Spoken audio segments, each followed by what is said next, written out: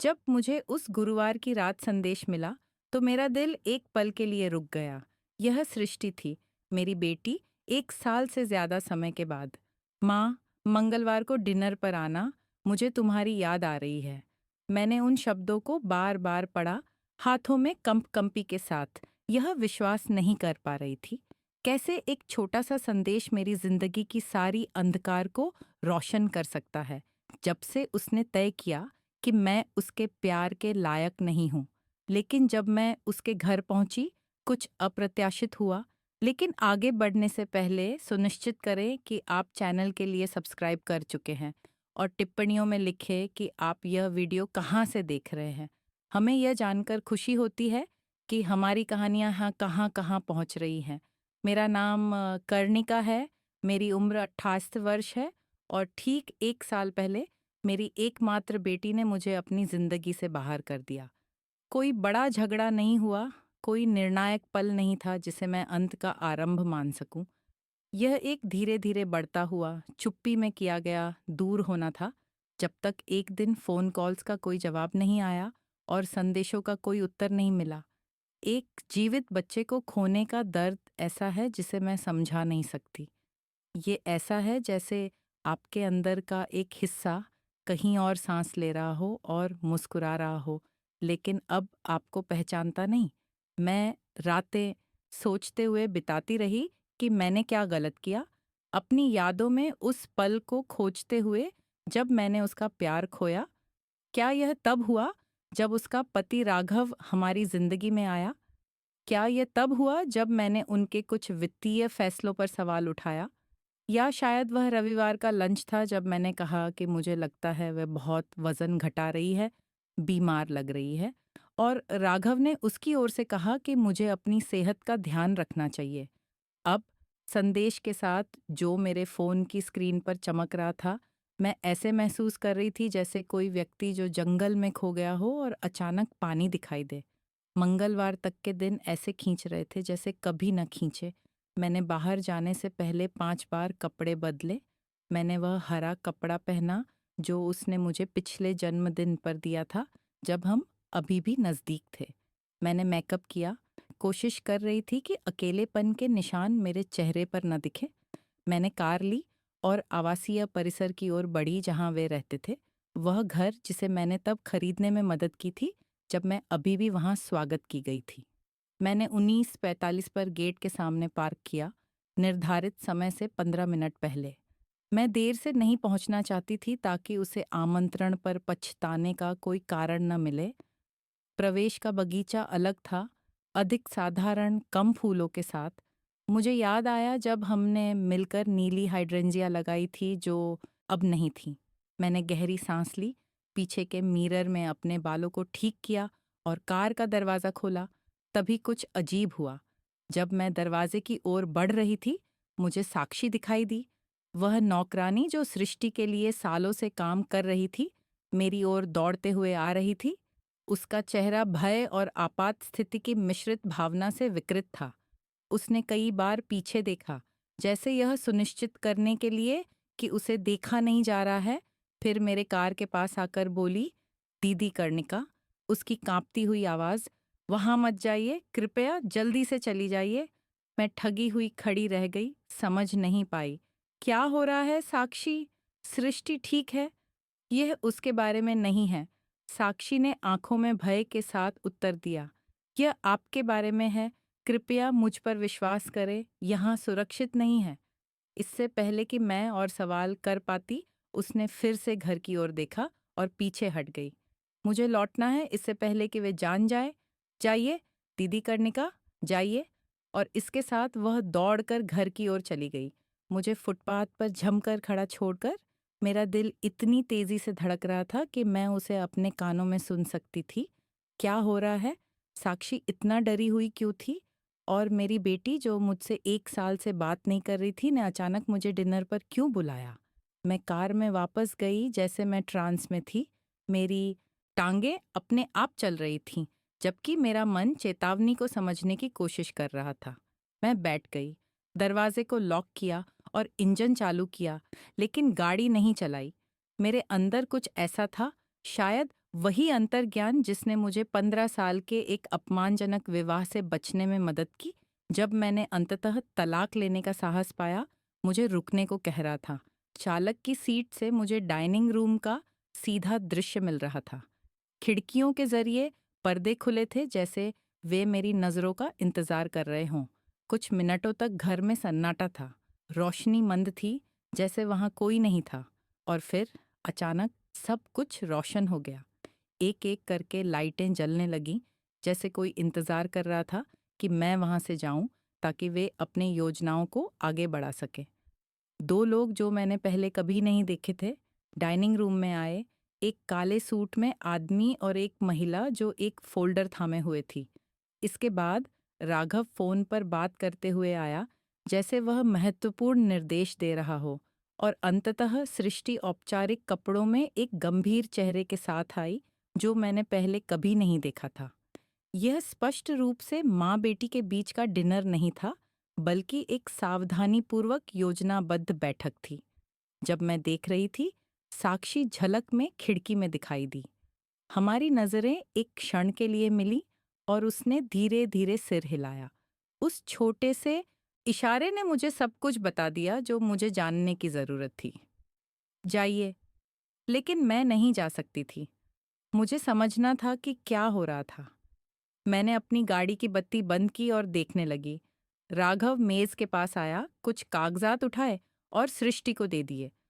उसने उन्हें देखा, कुछ साइन किए और एक ठंडी मुस्कान दी, जो मैंने अपनी बेटी की नहीं पहचानी।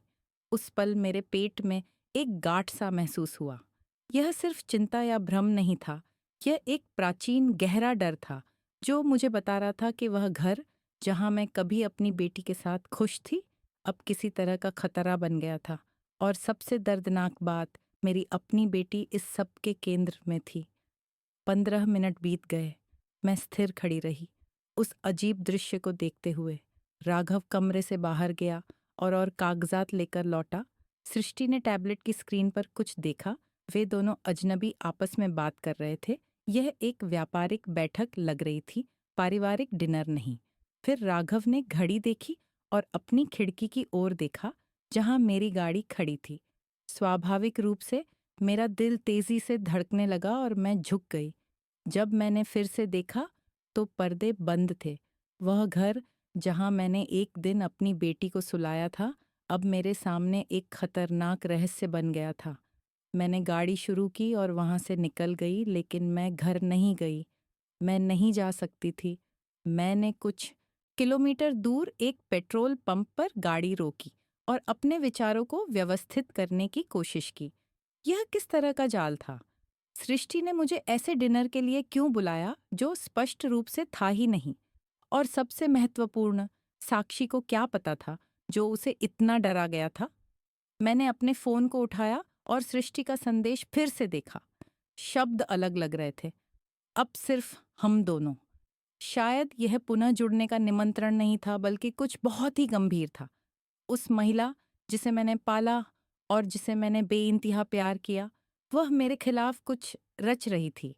यह विचार इतना दर्दनाक था कि मेरी आंखों से आंसू बिना रोक टोक बहने लगे। मैंने पेट्रोल पंप के बाथरूम में जाकर अपना चेहरा धोया। जिंग में मैंने एक ऐसी महिला को देखा जिसे मैं मुश्किल से पहचान पाई। सफ़ेद बाल, गहरे काले घेरे, एक डरी हुई नज़र, यही मैं अब बन गई थी।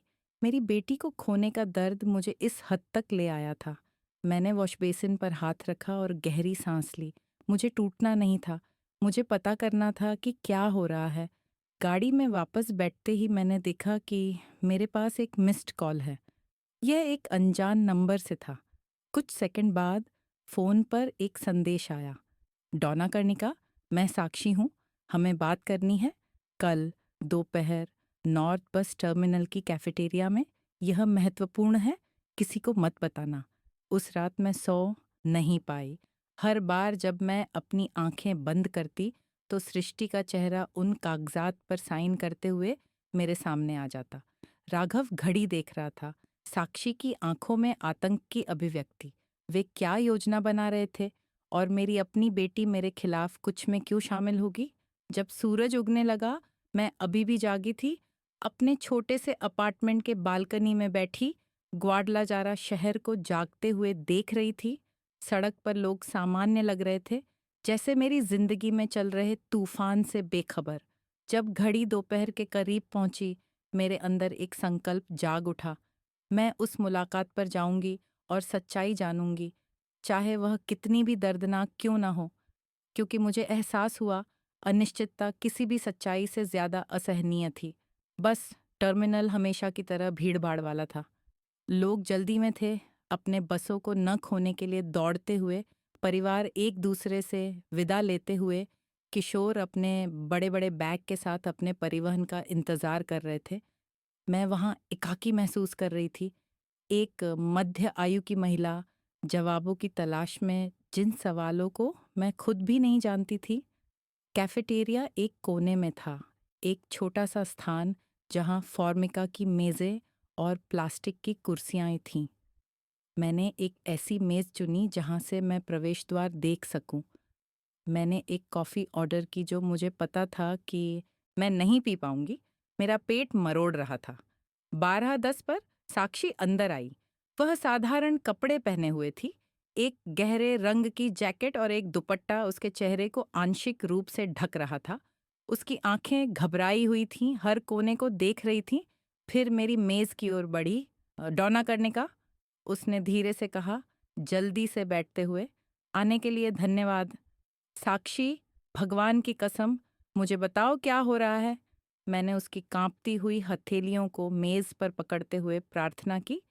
आपने मुझे कल अंदर क्यों नहीं आने दिया? सृष्टि क्या साजिश कर रही है?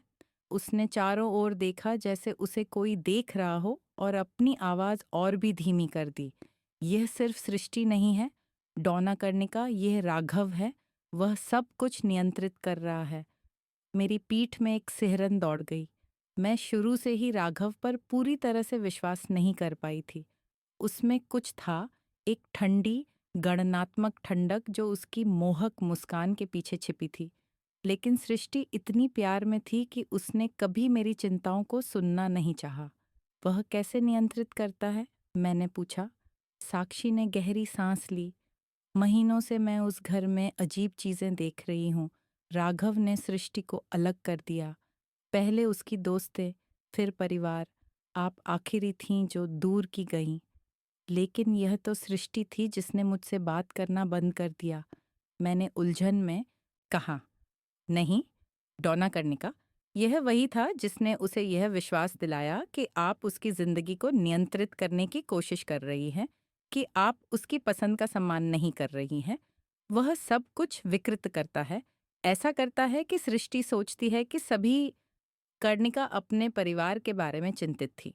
साक्षी ने एक पल के लिए रुककर अपनी आंखों में आंसू भर लिए। वह धीरे धीरे वजन कम कर रही थी क्योंकि राघव हर चीज पर नियंत्रण रखता था, यहाँ तक कि वह क्या खाती है।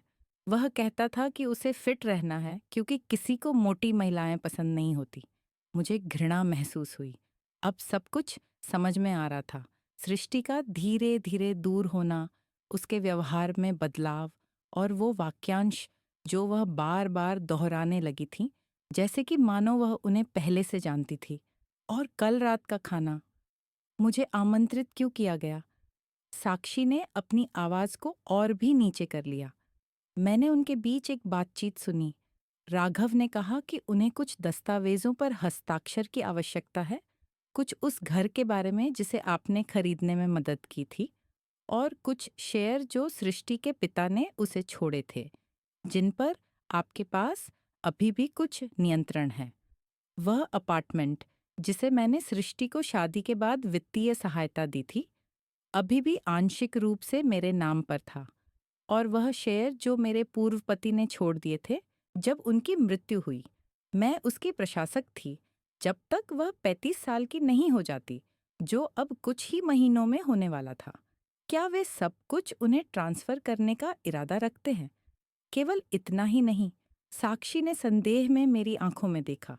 मैंने राघव को फोन पर किसी आदमी से बात करते सुना। उसने कहा, मंगलवार के बाद सब कुछ हमारा होगा और कोई भी सवाल नहीं करेगा। वह बूढ़ी औरत अब और रुकावट नहीं डालेगी। मेरा खून जम गया। बूढ़ी औरत, ऐसा वह मेरे बारे में कह रहा था जब उसे लगता था कि कोई सुन नहीं रहा। यह सोच कि मेरा दामाद और मेरी खुद की बेटी मेरे संपत्ति के लिए साजिश रच रहे थे, बहुत ही भयानक था। लेकिन साक्षी के शब्दों में कुछ और था, कुछ ऐसा जो वह नहीं कह रही थी। और कुछ है ना, साक्षी? उसने धीरे-धीरे सिर हिलाया। एक आंसू उसके चेहरे पर बहने लगा। टोन्या कर्णिका, मुझे लगता है कि वे आपको नुकसान पहुंचाना चाहते हैं। मैंने राघव को यह कहते सुना कि एक ऐसा हादसा करना आसान होगा जो दिखे कि आप डिनर में शराब पीकर सीढ़ियों से गिर गई। कैफे मेरे चारों ओर घूमने लगा। मेरी खुद की बेटी मेरी मृत्यु के बारे में सोच रही थी। नहीं, यह संभव नहीं था। यह बहुत ही अस्वाभाविक था। सृष्टि कभी भी ऐसा करने पर सहमत नहीं होती। मैंने खुद से कहा, साक्षी के लिए नहीं। सृष्टि अब पहले जैसी नहीं रही। डोंजा करने का वह उसकी बातों में बंध गई है। वह उसके हर आदेश का पालन करती है, जैसे वह जादू के प्रभाव में हो। मैं चुप हो गई, सब कुछ समझने की कोशिश कर रही थी। एक हिस्सा मुझे इनकार करने के लिए कह रहा था, यह असंभव है। लेकिन एक और हिस्सा जानता था कि साक्षी ऐसा भयानक कुछ बनाने के लिए कोई कारण नहीं होगा। आप मुझे यह क्यों बता रही हैं, साक्षी? आप इस तरह से जोखिम क्यों ले रही हैं? उसकी आंखें मेरी आंखों में मिलीं, दृढ़ता से भरी हुईं, क्योंकि सृष्टि पहले एक अच्छी लड़की थी। मैंने उसे बड़ा होते देखा है। उसकी आवाज़ टूट गई, क्योंकि मेरी बहन एक ऐसे आदमी के हाथों मरी थी जैसे राघव, जिसने सब कुछ नियंत्रण में रखा, उसे सबसे अलग कर दिया और उसे यह विश्वास दिलाया कि दुनिया एक भयानक जगह है और केवल वही उसे बचा सकता है। मेरे गले में एक गांठ थी। साक्षी अपने नौकरी, शायद अपनी सुरक्षा को जोखिम में डालकर मुझे चेतावनी दे रही थी। क्या आपके पास कुछ सबूत है? कुछ जो हमारी मदद कर सके? उसने सिर हिलाया और अपने बैग से एक छोटी सी रिकॉर्डर निकाली। मैंने कुछ बातचीत रिकॉर्ड की है और कुछ दस्तावेजों की तस्वीरें ली हैं जो मैंने उसके ऑफिस में पाई हैं। वे सब कुछ मंगलवार के बाद तैयार कर रहे हैं। वसीयतें, ट्रांसफर, सब कुछ। मैंने कांपते हाथों से रिकॉर्डर लिया। साक्षी, क्या आपको पता है कि यह आपराधिक है? हमें पुलिस के पास जाना चाहिए। नहीं, उसने डरते हुए कहा। अभी नहीं। राघव के पास पुलिस में दोस्त है। वह हमेशा कहता है कि सही लोगों को जानने पर चीजें कैसे गायब हो जाती हैं। तो हम क्या करें? साक्षी आगे झुक गई। पहले आपको अपनी सुरक्षा करनी चाहिए। आप अपने अपार्टमेंट में वापस नहीं जा सकती। वे जानते हैं कि आप कहाँ रहती हैं, आपकी दिनचर्या क्या है। हमें आपको किसी सुरक्षित स्थान पर रखना होगा जबकि हम और जानकारी हासिल करते हैं। और सृष्टि, हम उसे उसके साथ नहीं छोड़ सकते। मैं उसकी निगरानी करूंगी, डोन्या कर्णिका, अगर वह कुछ करने की कोशिश करता है। उसने वाक्य पूरा नहीं किया, लेकिन मैंने उसकी आंखों में चिंता देखी। फिलहाल सबसे महत्वपूर्ण ये है कि आपको सुरक्षित रखना है। मैंने कैफे की खिड़की से बाहर देखा, उन लोगों पर जो अनजान थे कि मैं किस आतंक का सामना कर रही हूँ। मैं कैसे बस गायब हो सकती हूँ, अपने जीवन, अपने घर, अपने काम को छोड़कर। मेरी एक कजिन है जो भीतर रहती है, साक्षी ने कहा। सैन मिगुएल डे अलेंडे में हम कह सकते हैं कि आप उससे मिलने गई हैं। वहाँ कोई आपको नहीं खोजेगा। भागने का विचार, छिपने का विचार लगभग उतना ही भयानक था जितना कि मैंने जो खुलासे सुने थे। लेकिन मैं और क्या कर सकती थी? अगर मैं अकेले सृष्टि से बात करने की कोशिश करूं बिना राघव के, तो शायद वह। टोन्या कर्णिका, साक्षी ने दृढ़ता से कहा, आप नहीं समझती। वह आपको नहीं चुनेगी। अब नहीं। वह पूरी तरह से राघव के नियंत्रण में है। उसके शब्द मुझे एक मुक्के की तरह लगे, सत्य जिसे मैं सामना नहीं करना चाहती थी। मैंने अपनी बेटी को पहले ही खो दिया था, न केवल जब उसने मुझसे बात करना बंद किया, बल्कि बहुत पहले, जब वह उस आदमी के जीवन में आई और उसने अपनी जाल बुनना शुरू किया। मैं उसकी कजिन के पास जाऊंगी। मैंने अंततः निर्णय लिया, लेकिन छिपने के लिए नहीं, सोचने के लिए, यह योजना बनाने के लिए कि हम कैसे आगे बढ़ेंगे। सृष्टि को बचाने के लिए कर्णिका ने फैसला किया। साक्षी ने राहत की सांस ली। यह सबसे अच्छा है कर्णिका जी। मैं यहाँ निगरानी रखूंगी और आपको सभी जानकारी दूंगी। हम सृष्टि को इस स्थिति से बाहर निकालेंगे। जब हम कैफे से बाहर निकले तो दुनिया का नज़ारा बदल गया। अधिक खतरनाक लग रहा था। दोपहर की धूप अब गर्म नहीं थी और आसपास के लोगों के चेहरे ऐसे लग रहे थे जैसे वे अज्ञात इरादों को छुपा रहे हों। मैं उस खतरे से भाग रही थी जो उस व्यक्ति से आ रहा था जिसे मैं दुनिया में सबसे ज्यादा प्यार करती थी। मैंने साक्षी को अलविदा कहते हुए एक आखिरी बार देखा। अपना ध्यान रखना और मेरी बेटी की हमेशा देखभाल करना, कर्णिका जी। मैं अपनी गाड़ी की तरफ बढ़ी, अपनी जैकेट की जेब में रिकॉर्डर का वजन महसूस करते हुए। यह छोटा सा उपकरण उस सच को समेटे हुआ था जो मेरी परिवार को हमेशा के लिए बर्बाद कर सकता था, लेकिन यह मेरी बेटी को उस राक्षस से बचाने की कुंजी भी हो सकता था जो उसे अंदर से निगल रहा था। साक्षी के चचेरी बहन का घर एक छोटे से गांव में था जो शहर से लगभग 3 घंटे की दूरी पर था। ये एक साधारण जगह थी जहाँ की गली कूचों में मिट्टी थी और लोग रात को दरवाजे बिना ताले के छोड़ देते थे।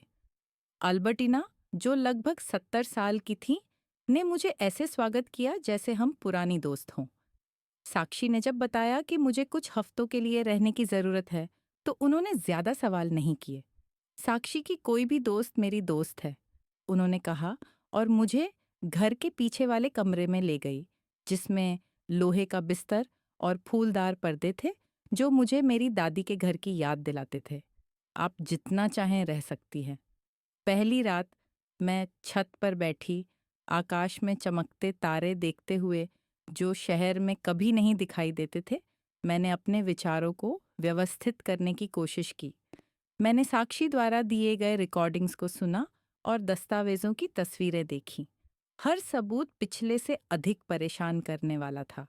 राघव ने न केवल सृष्टि के शेयरों को अपने कब्जे में लेने के लिए एक योजना बनाई थी, बल्कि उन संपत्तियों पर भी नजर रखी थी जो मेरे नाम पर थीं। एक फर्जी वसीयत थी जिसमें मेरी कथित हस्ताक्षर थी, जो मेरी मृत्यु की स्थिति में सब कुछ सृष्टि को देने का दावा कर रही थी, और अन्य दस्तावेज, ट्रांसफर, पावर ऑफ अटॉर्नी, सब मेरी हस्ताक्षर की नकल के साथ केवल तारीखों की प्रतीक्षा कर रहे थे। लेकिन सबसे भयावह बात यह थी कि उन रिकॉर्डिंग्स में मेरी अपनी बेटी की आवाज सुनाई दे रही थी। हाँ, एक आवाज जिसे मैं मुश्किल से पहचान पा रही थी। राघव के साथ सहमति जताते हुए, उस पर तैयार की गई बातें दोहराते हुए, जैसे मैं हमेशा उसे नियंत्रित करती थी, जैसे मैंने कभी उसका साथ नहीं दिया, जैसे मुझे अकेला रहना चाहिए। यह ऐसा था जैसे उसकी बातें राघव के मुंह से निकल रही हों, जैसे वह एक कठपुतली हो और राघव उसके पीछे का व्यक्ति। सुबह होते ही मैंने अपने मोबाइल से रिकार्डो, मेरे वकील और पुराने दोस्त को कॉल करने का सोचा, लेकिन मैंने हिचकिचाहट दिखाई। अगर राघव मेरी कॉल्स पर नजर रख रहा था और पता लगा लिया कि मैं कहाँ हूँ, मैंने सावधानी बरतने का निर्णय लिया। मैंने अल्बर्टिना के घर के लैंडलाइन फोन का उपयोग किया ताकि राघव को पता न चले। कर्णिका, रिकार्डो ने चौंकते हुए कहा, आप कहाँ हैं? मैंने आपके मोबाइल पर कई बार कॉल किया। मुझे कुछ दिनों के लिए शहर से बाहर जाना पड़ा, मैंने अस्पष्टता से जवाब दिया। रिकार्डो, मुझे आपकी मदद चाहिए, लेकिन यह गोपनीय होना चाहिए। मैंने स्थिति को संक्षेप में समझाया, बिना फोन पर ज्यादा विवरण दिए। रिकार्डो ने चुपचाप सुना, कभी कभी कुछ खास सवाल पूछते हुए। यह गंभीर है कर्णिका, उसने अंततः कहा। अगर आपके पास जो आप कह रही हैं उसका सबूत है, तो हमें तुरंत पुलिस के पास जाना चाहिए। अभी नहीं, मैंने साक्षी की चेतावनी याद करते हुए कहा। राघव के पास संपर्क है, हमें रणनीतिक होना होगा। तो आप क्या सुझाव देते हैं? मुझे अधिक ठोस सबूत चाहिए, कुछ ऐसा जो नज़रअंदाज नहीं किया जा सके या छिपाया ना जा सके। रिकार्डो कुछ सेकंड के लिए चुप रहा। मेरे पास एक दोस्त है जो केंद्रीय पुलिस में है, जो स्थानीय सर्कल से बाहर है। मैं उसके साथ बिना नाम बताए बात कर सकता हूँ। यह करो, मैंने सहमति दी। इस बीच मुझे आपसे एक काम करना है। मेरे अपार्टमेंट जाओ और मेरी अलमारी के पीछे एक नीली फ़ोल्डर खोजो। वहाँ महत्वपूर्ण दस्तावेज़ हैं। आपकी अतिरिक्त चाबी वहीं है। हाँ, 302 की दीदी लुपे के पास। अगले दिनों में मैंने अल्बर्टिना के घर में एक दिनचर्या स्थापित कर ली। दिन में घरेलू कामों में मदद करती ताकि मेरा मन व्यस्त रहे। रात में सबूतों की समीक्षा करती, नोट्स बनाती, बिंदुओं को जोड़ती। साक्षी मुझे एक प्रीपेड फ़ोन से छोटे संदेश भेजती, घर की स्थिति के बारे में अपडेट देते हुए। राघव चिंतित है, वह आपसे पूछ रहा है। सृष्टि भ्रमित लग रही है, मैंने एक बहस सुनी है। वह अजीब कॉल कर रहा है, वह प्लान बी का जिक्र कर रहा है। हर संदेश मेरी चिंता बढ़ाता गया। वह प्लान बी क्या है? और सृष्टि मेरी अनुपस्थिति पर कैसे प्रतिक्रिया कर रही थी? एक हिस्सा चाहता था कि मैं वापस दौड़ूं, उनका सामना करूं, स्पष्टीकरण मांगूं, लेकिन दूसरा हिस्सा जानता था कि यह आत्महत्या होगी। अगर वे वास्तव में मुझे मारने की योजना बना रहे थे, तो बिना किसी योजना के सामने आना केवल प्रक्रिया को तेज करेगा।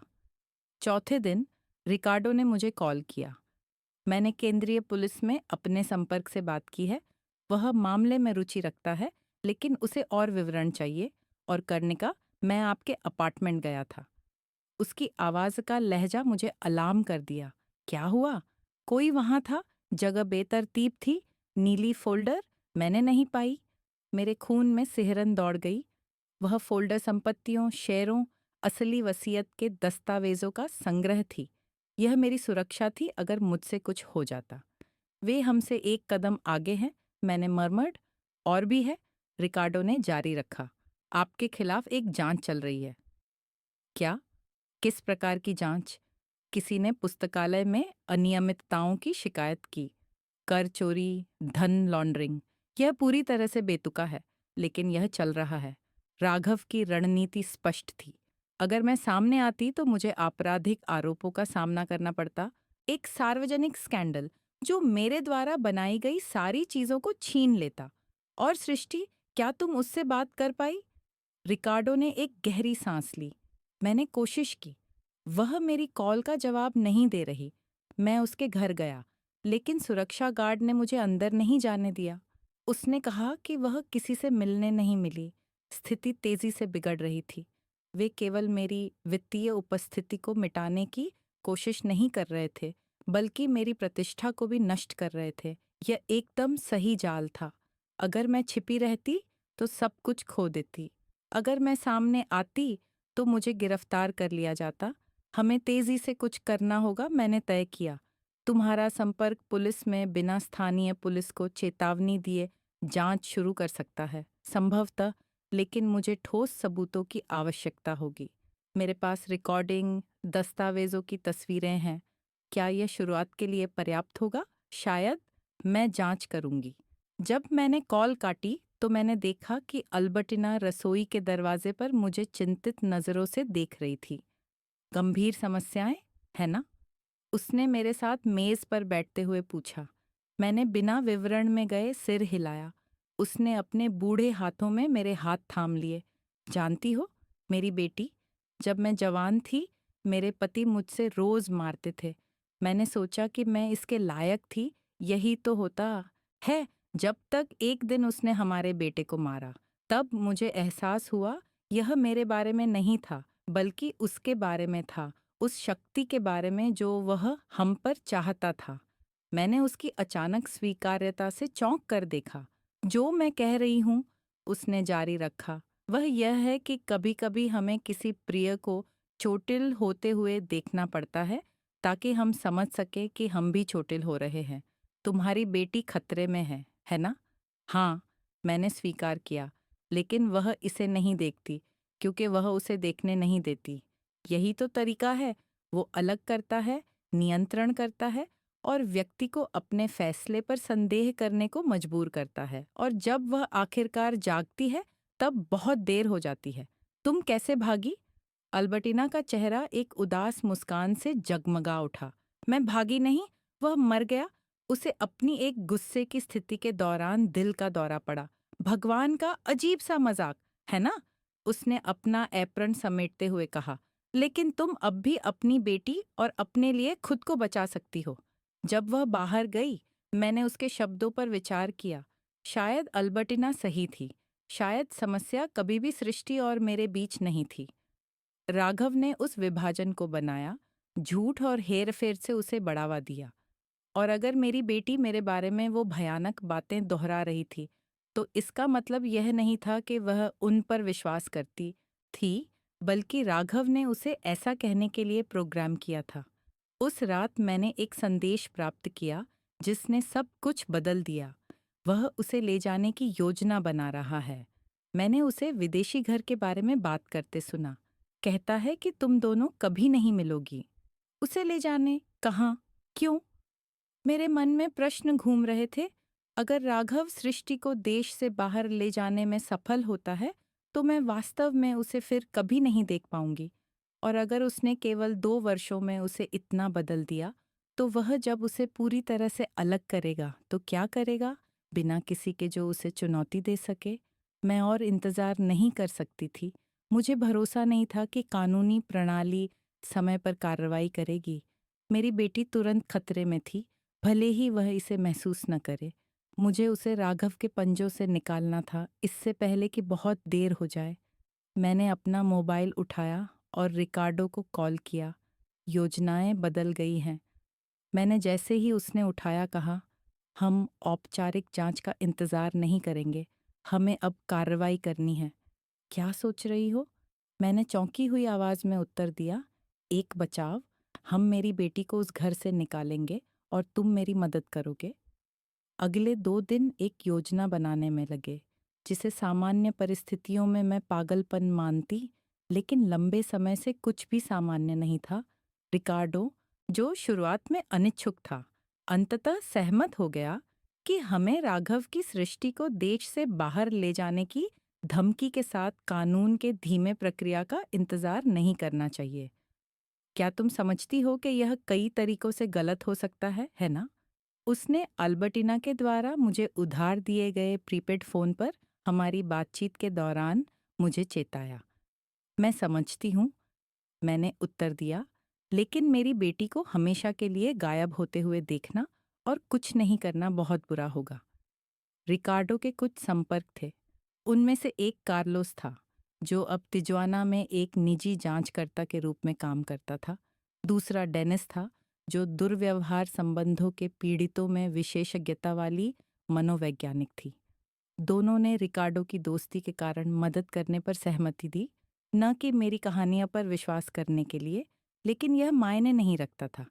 मुझे सक्षम लोगों की आवश्यकता थी, विश्वास की नहीं। योजना अपेक्षाकृत सरल थी। हमें ऐसा माहौल बनाना था जहां सृष्टि कुछ समय के लिए राघव के बिना अकेली हो, ताकि हम उससे बात कर सकें। साक्षी इसके लिए महत्वपूर्ण होगी। वह हमें सूचित करेगी जब राघव घर से बाहर जाएगा। बेहतर होगा कि कुछ घंटों के लिए, और फिर हम कार्रवाई करेंगे। अगर वह तुम्हारे साथ नहीं जाना चाहती, अगर वह तुम्हारे साथ नहीं जाना चाहती, कार्लोस ने हमारी बैठक के दौरान पूछा, जो ग्वाडलाजारा और उस गांव के बीच की सड़क पर एक छोटी सी ढाबे में थी, जहां मैं छिपी हुई थी। साक्षी इसके लिए महत्वपूर्ण होगी।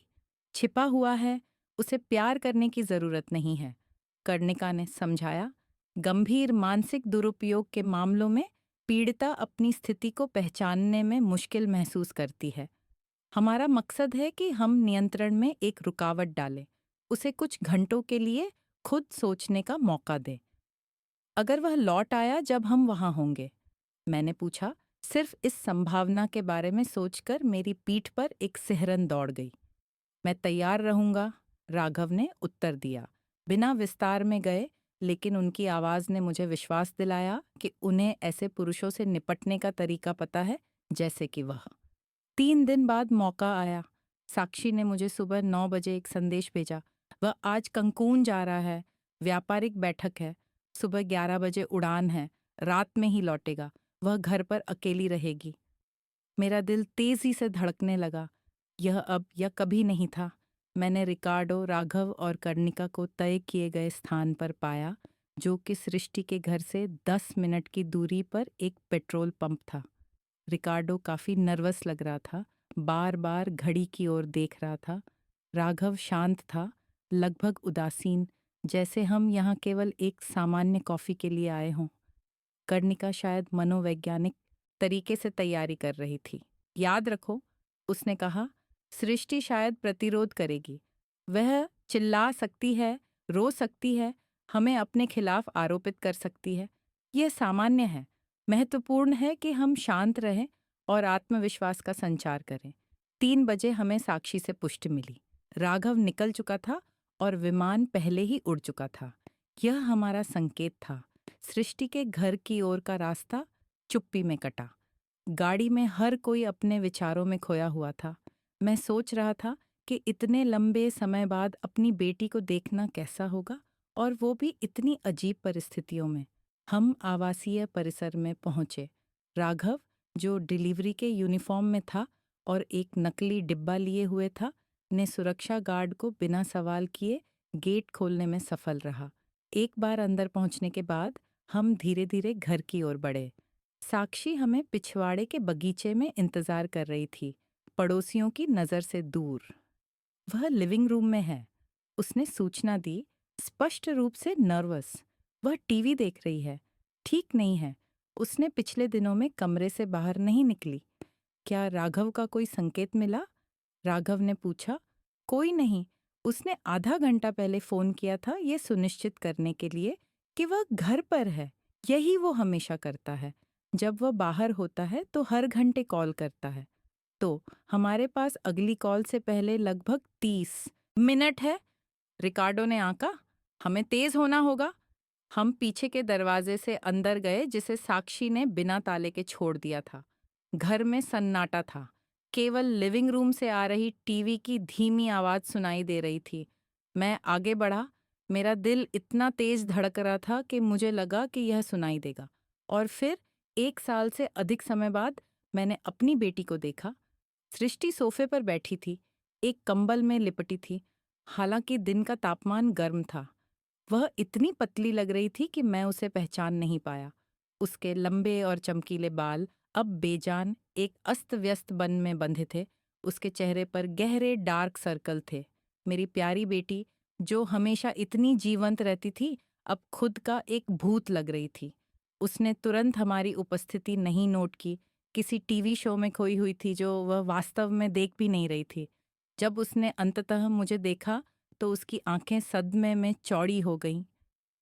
माँ, उसने फुसफुसाते हुए कहा, जैसे उसे विश्वास नहीं हो रहा हो कि वह जो देख रही है वह सच है। नमस्ते बेटी, मैंने उत्तर दिया, अपनी आवाज़ को मजबूत रखने की कोशिश करते हुए। हालांकि आंसू गिरने को तैयार थे। वह अचानक उठी, कंबल छोड़ते हुए। उसने ढीले पजामे पहने थे, जो उसकी चिंता की बात पतलापन और बढ़ा रहे थे। आप यहाँ क्या कर रही है? आप कैसे आईं? मैंने तुरंत उसके स्वर में डर को महसूस किया। यह सिर्फ आश्चर्य नहीं था, यह आतंक था। हमें बात करनी है सृष्टि, मैंने कहा, उसकी ओर एक कदम बढ़ाते हुए। मैं तुम्हारी चिंता कर रही हूँ। वह पीछे हटी, अपने साथ आए अज्ञात व्यक्तियों की ओर घबराते हुए देख रही थी। आप लोग यहाँ नहीं हो सकते। राघव जल्दी लौटेगा, आपको जाना होगा। तुम्हारा पति कंकून में है, राघव ने शांति से बताया। वह रात तक नहीं लौटेगा। सृष्टि की आंखों में आतंक बढ़ गया। आपको यह कैसे पता? वे मुझे देख रहे हैं। मैं पुलिस को कॉल करूंगी। उसने बेताबी से अपना मोबाइल फोन ढूंढा, लेकिन साक्षी ने पहले ही उसे कमरे से हटा लिया था, जैसा कि हमने तय किया था। कर्णिका आगे बढ़ी। उसकी आवाज नरम और नियंत्रित थी। सृष्टि, मेरा नाम कर्णिका है। मैं एक मनोवैज्ञानिक हूँ और यहाँ मदद के लिए हूँ। हम आपको नुकसान पहुँचाने के लिए यहाँ नहीं हैं। हम केवल बात करना चाहते हैं। मुझे मदद की जरूरत नहीं है, सृष्टि ने स्वचालित रूप से उत्तर दिया, जैसे उसने यह कुछ बार सुना हो। मैं बिल्कुल ठीक हूँ। आप लोग ही समस्या हैं। हमेशा मेरी जिंदगी में दखल देते हैं। ये शब्द मुझे चाकू की तरह चुभे, लेकिन कर्णिका ने मुझे इसके लिए तैयार किया था। ये राघव के शब्द थे, सृष्टि के नहीं। बेटा, मैंने फिर से कोशिश की। तुमने मुझे डिनर पर बुलाया था, याद है? पिछले मंगलवार तुमने मुझे संदेश भेजा था। सृष्टि थोड़ी भ्रमित दिखी। मैंने कुछ नहीं भेजा। हाँ, तुमने भेजा, मैंने जोर देकर कहा, उसे अपने फोन में संदेश दिखाते हुए। उसने स्क्रीन की ओर देखा। भ्रम और भी स्पष्ट हो गया। यह मेरा नंबर है, लेकिन मैंने ऐसा कुछ नहीं लिखा। यह राघव था, है ना? मैंने नरमी से पूछा। उसने तुम्हारा फोन लिया और वह संदेश भेजा जैसे वह तुम हो। सृष्टि ने इनकार करने के लिए मुंह खोला, लेकिन फिर उसने फिर से बंद कर लिया, जैसे कि उसके मन में कुछ क्लिक हो रहा हो। उसने कहा कि यह अच्छा होगा कि हम फिर से मिले, कि उसे लगा कि मैं तुमसे बात न करने के कारण उदास हूं, लेकिन बाद में उसने कहा कि तुमने इसे रद्द कर दिया, कि तुम मुझसे नहीं मिलना चाहती। मैं सृष्टि को तय समय पर गई थी, लेकिन साक्षी ने मुझे अंदर नहीं आने दिया क्योंकि उसने राघव को योजनाएं बनाते सुना था। कर्णिका ने साक्षी की ओर देखा, जिसने चुपचाप सिर हिलाया। सच है, बच्ची, मैंने सुना कि वह यह कह रहा था कि यह एक दुर्घटना की तरह लगेगा और तुम अपनी माँ की सीढ़ियों से गिरने के बाद सब कुछ विरासत में ले लोगी। नहीं, कर्णिका, उसने कहा, सिर हिलाते हुए। वह ऐसा नहीं करेगा। वह मुझसे प्यार करता है। वह मेरी रक्षा करता है। किससे रक्षा करता है, कर्णिका? सृष्टि ने पूछा। उसकी आवाज़ अभी भी शांत थी। दुनिया से, उन लोगों से जो तुमसे प्यार करते हैं। खुद को देखो, क्या तुम खुश हो? क्या तुम स्वस्थ हो? या तुम हर समय डरी रहती हो? कर्णिका की आंखों में आंसू आ गए। उसके कंधे सवालों के वजन से कांप रहे थे। मैं चाहती थी कि उसकी ओर दौड़ कर जाऊं, उसे गले लगाऊं और कहूं कि सब ठीक हो जाएगा, लेकिन सृष्टि स्पष्ट थी। हमें इस पहले पल में भावनात्मक दूरी बनाए रखनी थी। कर्णिका को समझने का समय चाहिए था। वह कहता है कि तुम मुझे नहीं समझती, कि तुम मुझे नियंत्रित करना चाहती हो, कि केवल वही जानता है कि मेरे लिए क्या सही है। क्या तुम सच में ऐसा मानती हो? मैंने धीरे से पूछा। मुझे अब नहीं पता कि क्या मानूं। उसने अचानक थकी हुई नजरों से कहा, मैं बहुत थक गई हूं। उस पल में मुझे एहसास हुआ कि मेरी बेटी को कितना नुकसान हुआ है, न केवल शारीरिक रूप से, बल्कि भावनात्मक और मानसिक रूप से भी। राघव ने उसकी आत्मविश्वास, उसकी वास्तविकता और दुनिया से जुड़ाव को धीरे धीरे नष्ट कर दिया था, और मैंने इसे होने दिया जब मुझे और संघर्ष करना चाहिए था। कर्णिका, सृष्टि ने कहा, तुम्हें अब कुछ तय करने की जरूरत नहीं है। हम सिर्फ तुमसे विनती करते हैं कि कुछ घंटों के लिए हमारे साथ आओ, एक तटस्थ स्थान पर बात करने के लिए, राघव के प्रभाव के बिना। वह गुस्सा होगा अगर मैं बाहर गई, उसने कहा। उसकी आवाज में स्पष्ट डर था। वह तुम्हें कहाँ जाने की अनुमति देता है? कार्लोस ने पूछा। उसके स्वर में पेशेवरता थी, लेकिन उसकी आंखों में आक्रोश था। कर्णिका ने संकोच किया, जैसे उसे पहली बार स्थिति की बेतुकी बात का एहसास हो रहा था। वह कहता है कि यह मेरी सुरक्षा के लिए है, कि कुछ लोग हमें नुकसान पहुंचाना चाहते हैं। क्या लोग तुम्हारी माँ जैसे? रिकार्डो ने पहली बार कहा। कर्णिका ने मेरी ओर देखा और मैंने उसके आंखों में कुछ देखा जो मैंने लंबे समय से नहीं देखा था। संदेह, न कि मुझ पर, बल्कि उन झूठों पर जो उसने विश्वास किया था। वह कहता है कि तुम मुझे उससे दूर करना चाहती हो, क्योंकि तुम जलती हो, क्योंकि मेरा विवाह सही है और तुम्हारा असफल हो गया। मैंने गहरी सांस ली, उन शब्दों के दर्द को महसूस करते हुए, लेकिन समझते हुए कि वे वास्तव में उसके नहीं थे। कर्णिका, तुम्हारे पिता और मैं अलग हुए क्योंकि वह मुझे धोखा दे रहा था, तुम जानती हो, और मैंने कभी भी तुम्हारी खुशी से बढ़कर कुछ नहीं चाहा। अगर राघव तुम्हें सच में खुश करता है, तो मैं सबसे पहले तुम्हारा समर्थन करूंगी, लेकिन वह तुम्हें खुश नहीं करता, है ना? सृष्टि ने कहा, उस क्षण के कमजोरपन का फायदा उठाते हुए। तुम दिन ब दिन अकेली होती जा रही हो, पतली होती जा रही हो और डरती जा रही हो। कर्णिका के आंसू बह रहे थे। अब वह कहता है कि मैं मोटी हूं, कि अगर मैं खुद का ध्यान नहीं रखूंगी तो कोई मुझे पसंद नहीं करेगा, कि मुझे उसकी स्वीकृति के लिए आभारी होना चाहिए। मेरे दिल में यह सुनकर दर्द हो रहा था। मेरी प्यारी बेटी जो हमेशा इतनी आत्मविश्वासी थी, अब अपनी उपस्थिति पर संदेह करने लगी थी। कर्णिका, साक्षी ने धीरे से कहा, राघव वह नहीं है जो तुम सोचती हो। वह तुम्हें नियंत्रित कर रहा है, जैसे उसने तुम्हारी माँ के दस्तावेजों को भी किया। कौन से दस्तावेज? कर्णिका ने उलझन में पूछा। रिकार्डो ने अपनी फाइल से कुछ छाया प्रतियां निकाली। ये तुम्हारी और तुम्हारी माँ की हस्ताक्षर जाली है। ये एक योजना का हिस्सा है, संपत्तियों, शेयरों, सब कुछ पर नियंत्रण पाने का। कर्णिका ने कागजात की जांच की, उलझन से आश्चर्य में बदल गई। यह मेरी हस्ताक्षर है, लेकिन मैंने इन दस्तावेजों पर कभी हस्ताक्षर नहीं किए। तभी घर का फोन अचानक बज उठा, जिससे हम सभी स्टार्टल्ड हो गए। दीवार पर घड़ी ने 1:30 बजाए। राघव के सत्यापन कॉल का समय। वह है, कर्णिका ने फुसफुसाते हुए कहा। डर वापस लौट आया। अगर तुम जवाब नहीं देती तो जवाब दो, सृष्टि ने कहा। सामान्य तरीके से बात करो, कहो कि सब ठीक है। कर्णिका ने हम सभी को देखते हुए संकोच किया। अंततः कांपती हुई हाथों से उसने फोन उठाया। नमस्ते प्रिय।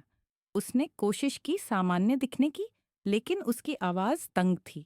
हाँ, मैं घर पर हूँ। नहीं, कुछ भी अलग नहीं। हाँ, मैं आहार योजना का पालन कर रही हूँ। नहीं, कोई दौरा नहीं। उसने एक लंबा विराम लिया, हमारे बढ़ते अलार्म के साथ। नहीं, मैं कुछ छिपा नहीं रही हूँ। हाँ, मैं अकेली हूँ, केवल साक्षी यहाँ है। एक और लंबा विराम। राघव, मैं झूठ नहीं बोल रही हूँ। कृपया ऐसा मत बोलो। नहीं, मैं नहीं रो रही। उसकी आवाज में निराशा स्पष्ट थी। राघव स्पष्ट रूप से समझ रहा था कि कुछ ठीक नहीं है, यहाँ तक कि फोन पर भी। हमें अभी जाना होगा, कार्लोस ने कहा, स्थिति को भांपते हुए। कर्णिका, मैंने फुसफुसाया, कृपया हमारे साथ आओ। उसने मुझे देखा। फोन अभी भी उसके कान पर, उसके चेहरे पर चुपचाप आंसू बह रहे थे। फिर एक क्षण की स्पष्टता में, जिसने मुझे आशा दी, उसने फोन पर कहा, राघव, मुझे फोन बंद करना है। मैं ठीक महसूस नहीं कर रही हूँ। और उसने कॉल काट दिया। तुरंत आने वाली बेल की अनदेखी की। वह सुरक्षा गार्ड को कॉल करेगा, उसने कहा, जल्दी से एक बैग उठाते हुए। हमें जल्दी जाना होगा, इससे पहले कि वह दरवाजे बंद कर दे। उस छोटी सी जीत का जश्न मनाने का समय नहीं था। हम पीछे के दरवाजे से तेजी से निकले, जैसे हम आए थे। कार्लोस ने गाड़ी लाने के लिए भागा, जबकि हम बगीचे में खड़े रहे, तनाव में, किसी भी हरकत पर ध्यान देते हुए। वह मुझे ढूंढ लेगा, कर्णिका ने कहा, अपने आप को गले लगाते हुए। वह हमेशा मुझे ढूंढ लेता है। नहीं, इस बार, मैंने वादा किया, अंततः उसके हाथ को छूते हुए।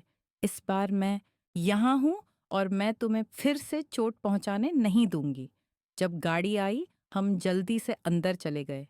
कार्लोस तेजी से चला रहा था, लेकिन इतना नहीं कि ध्यान खींच सके। मुझको रियरव्यू मिरर में आवासीय परिसर के सुरक्षा गार्ड को देखते हुए, जो कैबिन से बाहर निकलकर चारों ओर देख रहा था, शायद राघव के कहने पर सृष्टि को खोज रहा था। हम सड़क पर थे जब साक्षी का फोन बज उठा। वह पीली पड़ गई और बोली, श्री राघव, नहीं, मुझे नहीं पता वह कहाँ है। मैं तो खरीदारी करने निकली थी। उसने कांपते हुए फोन रख दिया। वह बहुत गुस्से में है। वह पहली फ्लाइट से वापस आ रहा है। हमारे पास कितना समय है? राघव ने पूछा। 2, शायद 3 घंटे, अगर उसे तुरंत फ्लाइट मिल जाए। यह बहुत समय नहीं था, लेकिन पर्याप्त होना चाहिए।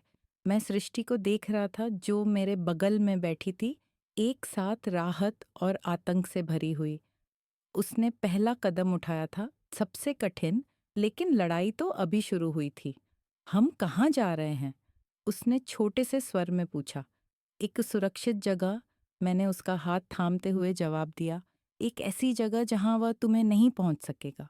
और जब गाड़ी सड़क पर चलने लगी, हमें उस खौफनाक घर से दूर ले जाती, मुझे डर और दृढ़ संकल्प का मिश्रण महसूस हुआ। राघव हमारी ओर अपनी सारी गुस्से और संसाधनों के साथ आएगा, लेकिन मैं पीछे नहीं हटूंगा। नहीं, इस बार मेरी बेटी को मेरी जरूरत थी और मैं उसके लिए वहां रहूंगा, चाहे जो भी हो। सुरक्षित स्थान एक छोटी सी बागीचा थी, जो कार्लोस के परिवार की थी, शहर से लगभग 100 किलोमीटर दूर। यह इतनी दूर थी कि हमें प्राइवेसी मिल सके। लेकिन इतनी नज़दीक कि हम पूरी तरह से असुरक्षित न रहे। मुख्य घर साधारण था, जिसमें 3 कमरे, एक बड़ा हॉल और एक देहाती रसोई थी। सृष्टि यात्रा के अधिकांश समय चुप रही। कभी-कभी वह साक्षी द्वारा लौटाए गए फ़ोन को उठाती और स्क्रीन को देखती, लेकिन राघव के लगातार कॉल का जवाब नहीं देती। हर बार फ़ोन बजने पर वह किसी शारीरिक चोट की उम्मीद में सिकुड़ जाती। हम इसे बंद कर सकते हैं, डेनिस ने नरमी से सुझाव दिया। तुम्हें अब उसकी आवाज़ सुनने की ज़रूरत नहीं है। सृष्टि ने थोड़ी देर सोचा, लेकिन अंततः डेनिस को फ़ोन दे दिया, जिसने उसे बंद कर दिया और अपने बैग में रख लिया। जब हम बागीचे में पहुंचे, तब अंधेरा होने वाला था। आसमान उस बैंगनी रंग में था जो पूरी रात के अंधेरे से पहले आता है, और पहली तारे दिखने लगे थे। चलो अंदर चलते हैं, कार्लोस ने गाड़ी को छत के पास पार्क करते हुए कहा। कोई हमारे पीछे नहीं आया, लेकिन हमें सुरक्षित रहना बेहतर था। घर साफ था, लेकिन उन जगहों की खास गंध थी जो लंबे समय तक बंद रहती है। कार्लोस ने बत्तियां जलाईं और जल्दी से कमरों की जांच की, यह सुनिश्चित करते हुए कि हम वास्तव में अकेले हैं।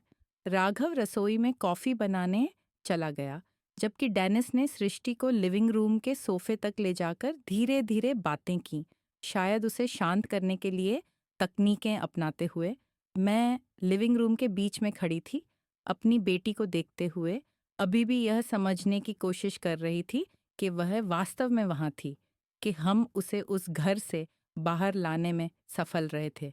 यह अवास्तविक लग रहा था, जैसे एक सपना जिसमें मैं जागने से डरती थी। तुम्हें बात करनी चाहिए, डेनिस ने उठते हुए कहा। मैं राघव की मदद करने जा रही हूँ, रसोई में। मैंने सृष्टि के पास बैठकर एक सम्मानजनक दूरी बनाए रखी।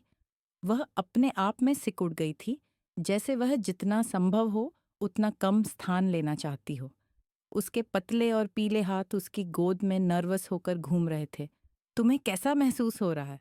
मैंने पूछा, यह जानते हुए कि यह एक बेकार का सवाल है, लेकिन मुझे नहीं पता था कि और कैसे शुरू करूं। उसने कंधे उचका दिए, एक इशारा जिसने मुझे उस किशोरी की याद दिला दी जो एक दिन भ्रमित और डरी हुई थी। मुझे नहीं पता मैं यहाँ क्या कर रही हूँ।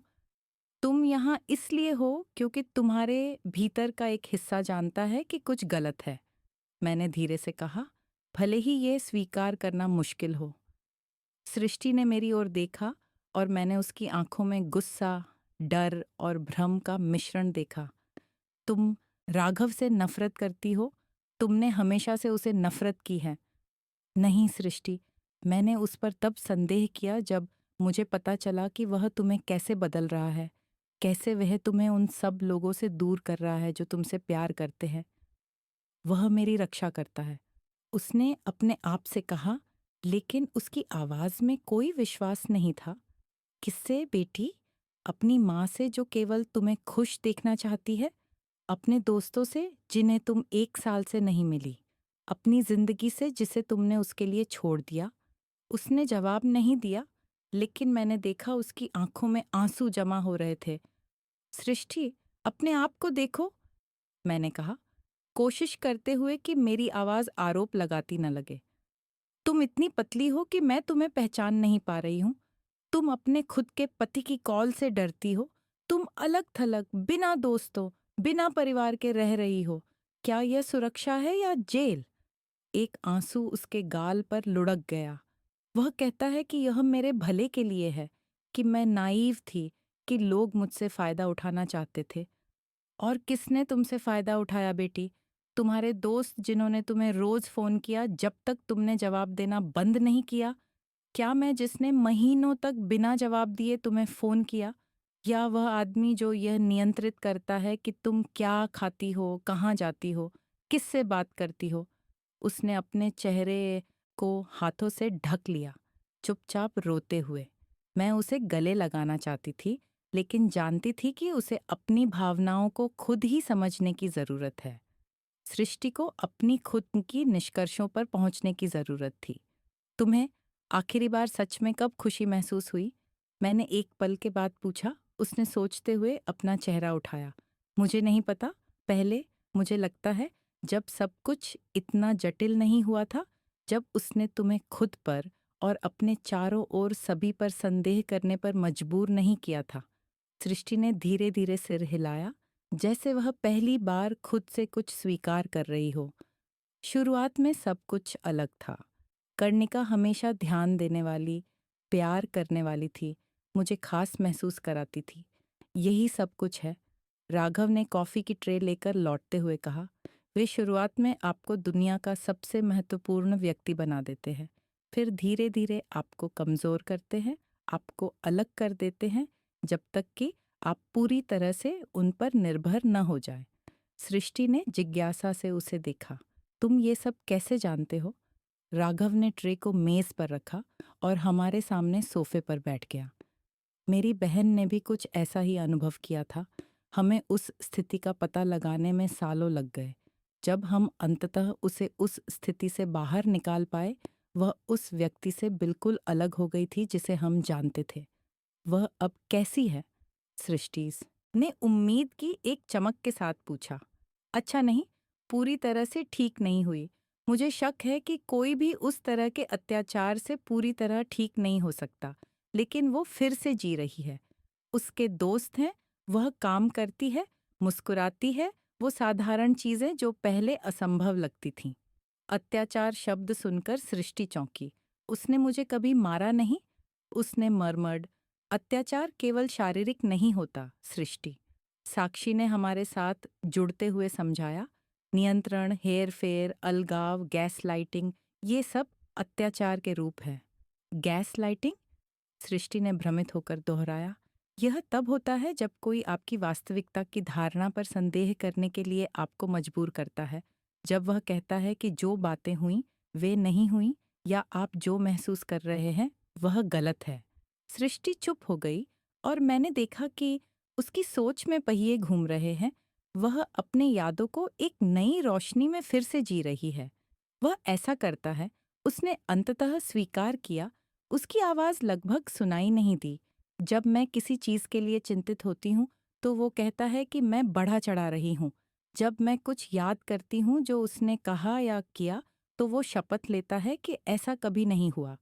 और जब कोई तुम्हारी माँ तुम्हें चेतावनी देने की कोशिश करती है, साक्षी ने जारी रखा, वह तुम्हें यकीन दिलाता है कि उस व्यक्ति का कोई छिपा हुआ इरादा है, कि वह तुम्हें जलन या शरारत के कारण अलग करना चाहता है।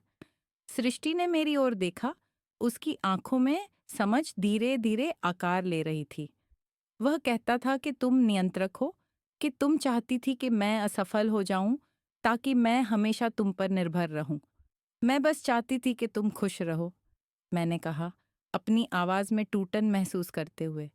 मैं देख रही थी कि तुम मेरी आंखों के सामने गायब हो रही हो। कार्लोस का फोन बजा, जिसने हमारे पल को बाधित किया। उसने जल्दी से जवाब दिया और उसके चेहरे पर गंभीरता छा गई। यह अल्बर्टिना के घर पर है, उसने कहा और फोन रख दिया। मेरे एक संपर्क ने मुझे सूचित किया। राघव ने वहां से की गई एक कॉल को ट्रैक किया।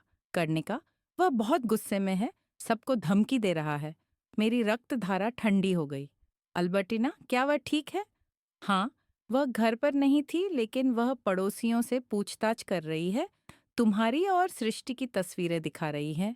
किसी ने भी देखा कि तुम दोनों एक साथ बाहर गई थीं। सृष्टि और भी पीला पड़ गई। वह हमें ढूंढ लेगा, उसने चुपचाप कहा। उसकी आवाज में स्पष्ट पैनिक था। नहीं, वह ऐसा नहीं करेगा, कार्लोस ने आश्वासन दिया। कोई भी इस आवासीय परिसर के बारे में नहीं जानता, सिवाय कुछ भरोसेमंद लोगों के, और हम तैयार हैं। क्या करने वाले हैं? मैंने चिंता में पूछा। कार्लोस ने अपनी जैकेट खोली और अपनी कमर पर एक पिस्तौल दिखाई। मैं एक पूर्व पुलिसकर्मी हूँ, याद है? मेरे पास वैध लाइसेंस है, और अगर वह यहाँ किसी को धमकी देता है, तो मैं इसका इस्तेमाल करने में हिचकिचाऊंगा नहीं। बंदूक को देखकर मुझे घबराहट हुई, लेकिन अजीब तरह से राहत भी महसूस हुई। राघव ऐसा आदमी नहीं था जो शब्दों या धमकियों से पीछे हटता। वह खतरनाक था और शायद हमें असली सुरक्षा की जरूरत थी। अब हम क्या करेंगे? राघव ने पूछा। वह स्पष्ट रूप से हमें ढूंढने के लिए कुछ भी करेगा। हमें हमारे सबूतों की जरूरत है, और पुलिस के पास जाना होगा। मैंने तय किया कि सुबह जल्द ही, जैसे ही सूरज उगेगा, जितना अधिक हम इंतजार करेंगे, स्थिति उतनी ही खतरनाक होती जाएगी। ठीक है, कार्लोस ने कहा। मेरे पास एक दोस्त है जो हमें थाने तक ले जा सकता है। सुनिश्चित करें कि हमें सही लोगों द्वारा सुना जाए। मैंने सृष्टि की ओर देखा, जो हल्का सा कांप रही थी। क्या तुम उसके खिलाफ गवाही देने के लिए तैयार हो, जो तुम्हारे साथ हुआ, हमारी परिवार के साथ? वह संकोच में रही, उसकी आंखों में अभी भी डर था, लेकिन फिर उसने धीरे धीरे सिर हिलाया। हाँ, मैं इस तरह जीने से थक गई हूँ, हर समय डरने से थक गई हूँ। ये साधारण शब्द मुझे उम्मीद से भर दिए। मेरी बेटी धीरे धीरे वापस आ रही थी, अपनी आवाज़ अपनी शक्ति को पा रही थी। तो यह तय है, राघव ने घोषणा की। कल सुबह हम थाने जाएंगे। आज रात हम आराम करेंगे। कार्लोस ने निगरानी व्यवस्था बनाई। वह और राघव रात के दौरान यह सुनिश्चित करने के लिए बारी बारी से नजर रखेंगे कि कोई भी घर के करीब ना आए। साक्षी ने सृष्टि के लिए एक हल्का नशा तैयार किया, जो शारीरिक और भावनात्मक रूप से स्पष्ट रूप से थकी हुई थी। मैं उसे एक कमरे में ले गई, जहां वह बिना कपड़े बदले ही लेट गई। मैंने उसके बगल में बैठकर उसके थके हुए चेहरे को देखा। माँ, उसने मरमड, पहले से ही दवा के कारण आधी नींद में। हाँ प्यारी, मुझे बहुत खेद है उसके लिए, उसे विश्वास करने के लिए उसके बजाय तुम पर। मैंने उसके बालों को सहलाया जैसे मैं जब वह छोटी थी। यह तुम्हारी गलती नहीं थी बेटी। राघव जैसे पुरुष हेरफेर में माहिर होते हैं, तुम्हें इसका पता नहीं था। मुझे समझना चाहिए था। उसने जोर दिया, उसकी आंखें बंद होने लगीं। मुझे संकेत देखना चाहिए था। चुप, मैंने फुसफुसाया। अब आराम करो, कल हमारे पास इसके बारे में बात करने का समय होगा। उसने मेरी हथेली को हल्का सा दबाया। मुझे मत छोड़ना माँ, कृपया। कभी नहीं, मैंने वादा किया, आंखों में आंसू महसूस करते हुए। कभी नहीं, मैं तुम्हें अकेला नहीं छोड़ूंगी। मैं उसके बगल में बैठी रही जब तक कि वह पूरी तरह से सो नहीं गई। उसकी सांसें गहरी और नियमित हो गईं। उसे इस तरह देखना, कमजोर और थकी हुई, मैंने चुपचाप अपनी कसम को नवीनीकरण किया। कोई और मेरी बेटी को चोट नहीं पहुंचाएगा। कोई उसे फिर से छोटा या तुच्छ महसूस नहीं कराएगा। कर्णिका और किसी और आदमी के लिए नहीं। जब मुझे यकीन हो गया कि वह गहरी नींद में है, मैंने चुपचाप कमरे से बाहर निकल गई। लिविंग रूम में मुझे राघव, कार्ल और सृष्टि को धीरे से बातें करते हुए पाया। वह कैसी है? सृष्टि ने पूछा। सो रही है, मैंने जवाब दिया, अचानक थकावट महसूस करते हुए। दवा ने जल्दी असर किया। उसे यह आराम चाहिए, सृष्टि ने कहा। उसका शरीर और मन लंबे समय से तनाव में है। इस तरह जीना बहुत थकान भरा है। मैं उनके साथ बैठ गई और राघव द्वारा दी गई एक कप चाय ले ली। आपको क्या लगता है कि कल क्या होगा? मैंने पूछा। अगर सब कुछ ठीक रहा तो राघव को गवाही देने के लिए बुलाया जाएगा, कार्ल ने समझाया।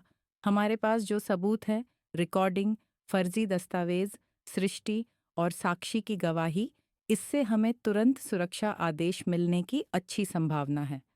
और अगर यह काम नहीं करता? मैंने पूछा, डर फिर से मुझे घेरे में लेते हुए। तो हम प्लान बी पर जाएंगे, राघव ने जवाब दिया। मेरे पास दूसरे राज्यों में संपर्क है। हम उन्हें एक सुरक्षित जगह दिला सकते हैं, जब तक कि हम सब कुछ कानूनी तौर पर सुलझा न लें। सृष्टि के साथ कहीं दूर छिपने का विचार आदर्श नहीं था, लेकिन मैं उसे सुरक्षित रखने के लिए कुछ भी करने को तैयार थी। हम थोड़ी देर और बातें करते रहे, अगले दिन की योजना के विवरण को और परिष्कृत करते रहे, जब तक कि थकावट आखिरकार मुझ पर हावी नहीं हो गई।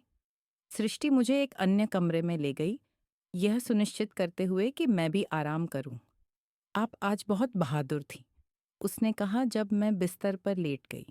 किसी को एक हिंसक रिश्ते से बचाना सबसे कठिन और खतरनाक कामों में से एक है। वह मेरी बेटी है, मैंने बस इतना कहा। मैं उसके लिए कुछ भी करूंगी। सृष्टि ने दया से मुस्कुराते हुए कहा, अब आराम करो, कल एक महत्वपूर्ण दिन होगा। जैसे ही वह बाहर गई, मैंने छत की ओर देखा, अपने विचारों को व्यवस्थित करने की कोशिश की। पिछले दिनों में इतनी चीजें हुई थीं। मेरा जीवन उस टेक्स्ट मैसेज के बाद से पलट गया था जो मैंने गुरुवार को प्राप्त किया था। ऐसा लग रहा था जैसे यह एक सदियों पहले की बात है। मैंने सोचा कि सृष्टि के बारे में, उस मुस्कुराती हुई लड़की के बारे में जो वह थी, उस मजबूत महिला के बारे में जो मैं जानती थी कि वह फिर से बन सकती है। मैंने उन सरल दिनों के सपने देखे जब हम सिर्फ हम दोनों थे, जब उसके पिता चले गए थे। रसोई में हंसने, सोफे पर फिल्में देखने, रात में रहस्य साझा करने के दिन। मैं अचानक कांच टूटने की आवाज़ से जाग गई। एक पल के लिए मैं भ्रमित हो गई, यह नहीं समझते हुए कि मैं कहाँ थी। फिर यादें एक झटके में लौटीं। आवासीय परिसर, सृष्टि का बचाव, अगले दिन की योजना। मैंने तेजी से उठी, दिल तेजी से धड़क रहा था। बिस्तर के पास की डिजिटल घड़ी सुबह 3:17 को दिखा रही थी। घर में सन्नाटा था, सिवाय लिविंग रूम से आ रही धुंधली आवाज़ों के। मैंने चुपचाप कमरे से बाहर निकली, अंधेरे गलियारे में चलती हुई। आवाज़ें स्पष्ट होती गईं। उनमें से एक कार्ल की थी, जो तनावग्रस्त और धीमी थी। दूसरी, मेरी रक्तवाहिकाएं जम गईं। वह राघव था। वे कहाँ हैं? उसकी आवाज़ में एक ठंडक थी जिसने मुझे सिहरन दी। मैंने पहले ही कहा कि मुझे नहीं पता आप किस बारे में बात कर रहे हैं। कार्ल ने जवाब दिया। उसकी आवाज़ नियंत्रित लेकिन दृढ़ थी। मुझे बेवकूफ़ मत समझिए, राघव ने गरजते हुए कहा। मुझे पता है कि कर्णिका ने मेरी पत्नी को ले लिया है। मुझे पता है कि आप लोग मदद कर रहे हैं और मुझे पता है कि वे यहाँ हैं। मैंने गलियारे के कोने पर रुककर छायाओं में छिप गए। मैंने देखा कि कार्ल राघव के रास्ते को रोक रहा था। उसका हाथ कमर के पास था जहां मुझे पता था कि वह पिस्तौल रखता है। राघव मेरे सामने पीठ किए हुए था, लेकिन उसकी मुद्रा आक्रामक और डराने वाली थी। आप एक निजी संपत्ति में घुसपैठ कर रहे हैं, कार्ल ने अभी भी शांत स्वर में कहा। मैं सुझाव देता हूं कि आप यहाँ से चले जाइए, वरना मैं पुलिस को बुला दूंगा। राघव ने ठंडी और क्रूर हंसी में कहा, पुलिस सच में सोचती है कि वे आप पर विश्वास करेंगे? मेरे पास थाने में दोस्त हैं। वे जानते हैं कि मेरी पत्नी मानसिक समस्याओं से गुजर रही है और उसकी माँ इसका फायदा उठाकर उसे मुझसे दूर कर रही है। मेरा दिल तेजी से धड़कने लगा। राघव पहले से ही कहानी का आधार तैयार कर चुका था, हमें कहानी के खलनायक के रूप में चित्रित करते हुए। यह एक आक्रामक व्यक्ति का तरीका है, हमेशा आगे बढ़ते हुए, हमेशा कहानी को नियंत्रित करते हुए। मैं अकेला नहीं हूं, समझे? राघव ने आगे बढ़ते हुए कहा। अगर आप मुझे सृष्टि नहीं लाए तो सब कुछ बहुत बुरा हो जाएगा। मैंने देखा कि कार्ल का हाथ पिस्तौल की ओर बढ़ा। मैं आपसे एक बार फिर कह रहा हूं, इस घर से बाहर निकले। समय जैसे ठहर गया। मुझे पता था कि मैं कुछ भयानक देखने जा रही हूं। अगर राघव आगे बढ़ा तो कार्ल पिस्तौल निकाल लेगा। अगर कार्ल पिस्तौल निकालेगा तो राघव प्रतिक्रिया करेगा। कोई घायल हो सकता था या इससे भी बुरा। तभी मैंने पीछे से एक दरवाजा खुलने की आवाज सुनी। मैंने मुड़कर देखा और सृष्टि को कमरे से बाहर निकलते हुए देखा। उसकी आंखों में डर था। यह वह है, उसने फुसफुसाते हुए कहा। उसे हमें मिल गया। इससे पहले कि मैं उसे रोक पाती, सृष्टि मेरे पास से निकलकर लिविंग रूम में चली गई। राघव, उसने पुकारा। उसकी आवाज कांप रही थी। दोनों पुरुष उसकी ओर मुड़े। कार्ल का चेहरा चिंता में था। राघव का मिश्रण विजय और रोष से भरा हुआ था। प्रिय, राघव ने कहा। उसका स्वर अचानक मीठा हो गया, हालांकि उसकी आंखें ठंडी बनी रहीं। मैं तुम्हारे लिए बहुत चिंतित था। चलो अब घर चलते हैं। हाँ, उसने उसकी ओर हाथ बढ़ाया, लेकिन सृष्टि ने हिलने से इनकार कर दिया।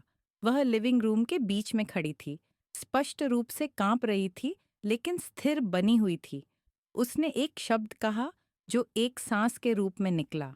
कर्णिका ने गहरी सांस ली। आपने क्या कहा? राघव ने पूछा। मैंने कहा, नहीं। सृष्टि ने थोड़ा ऊंचे स्वर में दोहराया। इस बार मैं आपके साथ नहीं जाने वाली। मैं सृष्टि के पास जाकर खड़ी हो गई। राघव के दोस्त रिकार्डो और डेनिस अन्य कमरों से बाहर आए, स्पष्ट रूप से इस हंगामे से सतर्क थे। क्या आपने मेरी बेटी को सुना? मैंने सीधे राघव की ओर देखते हुए कहा। वह आपके साथ कहीं नहीं जा रही। राघव ने हमें घूरा, उसकी नज़रें सृष्टि से मुंह पर और फिर कमरे में बाकी सब पर घूम गई। मुझे लगा कि वह हमला करने वाला है। फिर अचानक उसने मुस्कुराना शुरू कर दिया। ठीक है, उसने एक कदम पीछे हटते हुए कहा, अगर आप ऐसा खेलना चाहते हैं। उसने अपनी जेब में हाथ डाला और एक मोबाइल फ़ोन निकाला। उसने एक नंबर डायल किया और संक्षेप में बात की। वे यहाँ हैं। हम में से किसी के भी प्रतिक्रिया देने से पहले कमरे की खिड़कियों पर तेज रोशनी चमक गई। कारों की हेडलाइट्स, कई गाड़ियां। जैसा कि मैंने कहा, राघव ने मुस्कुराते हुए जारी रखा, मैं अकेला नहीं आया। कार्लोस खिड़की तक दौड़ गया और पर्दे की दरार से बाहर झांका। बकवास, उसने ममड़, वहां कम से कम 3 गाड़ियां हैं और वह एक पुलिस की गाड़ी है। मेरा दिल धड़कने लगा। राघव हमें कैसे ढूंढ पाया? उसने पुलिस को इतनी जल्दी कैसे बुला लिया? देखो, राघव ने सृष्टि से कहा, सभी जानते हैं कि तुम्हारी माँ तुम्हें नियंत्रित कर रही है, कि उसने तुम्हें मुझसे दूर करने के लिए अपहरण किया है। वे तुम्हें घर ले जाने के लिए यहाँ हैं, जहाँ तुम्हारा स्थान है। सृष्टि ने उसकी ओर देखा। उसकी आंखों में स्पष्ट डर था, लेकिन कुछ और भी, दृढ़ता। नहीं, उसने फिर से कहा। इस बार उसकी आवाज़ अधिक मजबूत थी। मैं कभी भी आपके साथ नहीं जाऊंगी। राघव की मुस्कान चुराई गई और उसके चेहरे पर क्रोध की एक अभिव्यक्ति आ गई। तुम्हारे पास कोई विकल्प नहीं है, उसने कहा। तुम मेरी पत्नी हो। तुम वही करोगी जो मैं कहूँगा। तुम हमेशा ऐसा करती आई हो। तुम हमेशा ऐसा करोगी। उस पल दरवाजे पर जोरदार दस्तक हुई। पुलिस, दरवाज़ा खोलो। रिकार्डो ने मुझे एक निराशाजनक नज़र दी। हम क्या करें? हमारे पास सबूत है, डेनिस ने याद दिलाया। रिकॉर्डिंग्स, दस्तावेज, हम यहाँ कुछ गलत नहीं कर रहे हैं। लेकिन क्या वे हमें सुनेंगे? मैंने सवाल उठाया। घबराहट बढ़ने लगी। अगर राघव ने पहले ही उन्हें हमें विलेन के रूप में समझा दिया है। कार्लोस ने तेजी से निर्णय लिया। हम दरवाज़ा खोलते हैं। अगर हम विरोध करते हैं तो सब कुछ और बुरा हो जाएगा। वह दरवाजे तक गया और खोला। 2 पुलिस वाले यूनिफॉर्म में अंदर आए। उनके पीछे एक आदमी जो हमें एक जासूस जैसा लगा। यहाँ क्या हो रहा है? जासूस ने कमरे में चारों ओर देखते हुए पूछा। राघव तुरंत चिंतित पति का रोल निभाने लगा। जासूस मेंडेज, जैसा कि मैंने बताया, मेरी पत्नी कल गायब हो गई। उसकी माँ ने उसे भागने के लिए मना लिया। मैं बस उसे घर लाने की कोशिश कर रहा हूँ। जासूस ने सृष्टि की ओर देखा। मैडम, क्या यह सच है? क्या आप यहाँ अपनी इच्छा से हैं? सृष्टि के जवाब देने से पहले राघव ने बात में हस्तक्षेप किया। वह ठीक नहीं है जासूस। उसे भावनात्मक समस्याओं का इतिहास है। वह भ्रमित है।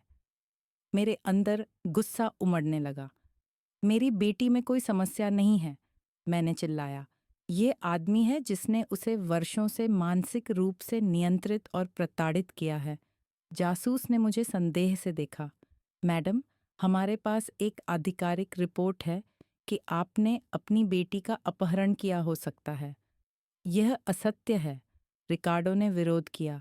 हमारे पास दुर्व्यवहार, नियंत्रण, फर्जी दस्तावेजों के सबूत हैं। क्या आप उनकी बातों पर विश्वास करेंगे? राघव ने जासूस की ओर हंसते हुए कहा। वे उसके दोस्त हैं। जाहिर है वे उसे कवर करने के लिए कुछ भी कहेंगे। माहौल तनावपूर्ण हो गया। सभी एक साथ बोलने लगे। पुलिस वाले उलझन में दिख रहे थे। एक समूह से दूसरे समूह की ओर देख रहे थे। स्पष्ट रूप से यह नहीं जान रहे थे कि किस पर विश्वास करें। तभी सृष्टि ने आगे बढ़ने का फैसला किया।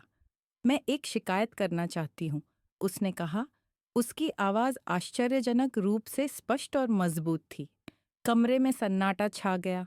सभी की नज़रें उसकी ओर मुड़ गईं। किस बात की शिकायत मैडम? जासूस ने पूछा। भावनात्मक और मानसिक दुर्व्यवहार, सृष्टि ने उत्तर दिया। दस्तावेजों की फर्जीवाड़ा, धोखाधड़ी का प्रयास, शायद हत्या का प्रयास भी। राघव की रंगत उड़ गई। तुम पागल हो गई हो, उसने चिढ़ाते हुए कहा। कोई भी इसे नहीं मानेगा। मेरे पास सबूत है, सृष्टि ने जारी रखा। उसे नज़रअंदाज करते हुए उसने डेनिस की ओर मुड़कर कहा, जो जल्दी से उसे अपना बैग दे रही थी। सृष्टि ने बैग से वह रिकॉर्डर निकाला जो साक्षी ने मुझे दिया था।